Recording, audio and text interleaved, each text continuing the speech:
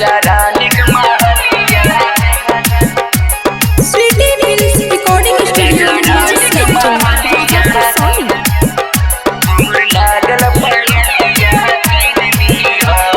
चल जिबे सैया हो बोस के बजरिया, चल जिबे सैया हो बोस के बजरिया।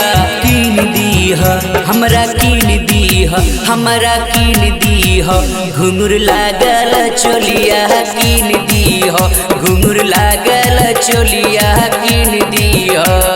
चल जिबे धनिया रे बोस के बजरिया, चल जिबे धनिया रे बोस के बजरिया। कीन देबो तोरा, कीन देबो तोरा, कीन देबो घुंघरू लागल चोलिया, कीन देबो घुंघरू लागल चोलिया, कीन देबो। Sweety films recording studio Bansi.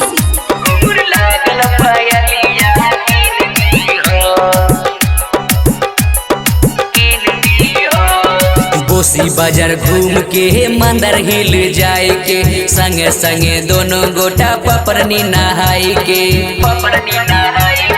सुनना बोसी बाजार घूम के मंदिर हिल जाए के, संगे संगे दोनों गोटा पपरनी नहाई के। कते सुंदर लागे छै हो बोसी के पहाड़िया, कते सुंदर लागे छै हो बोस के पहाड़िया। कीन दीह हमरा, कीन दीह हमरा, कीन दीह घुंघरू लागल पायलिया, कीन दीह घुंघरू लागल पायलिया, कीन दीह। Sweety films recording studio Bansi.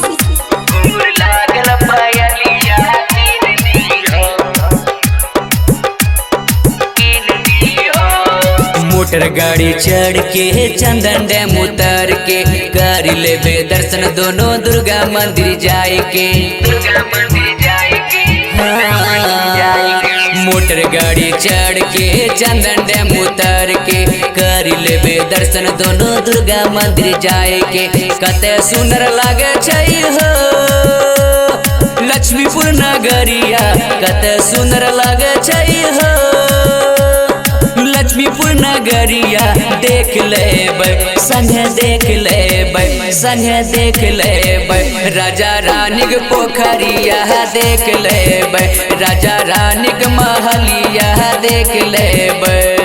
चल जिबे सैया हो बोस के बजरिया, चल जिबे सैया हो बोस के बजरिया। कीन दीह हमरा, कीन दीह हमरा, कीन दीह घुंघरू लागल चोलिया, कीन दीह घुंघरू लागल चोलिया, कीन दीह।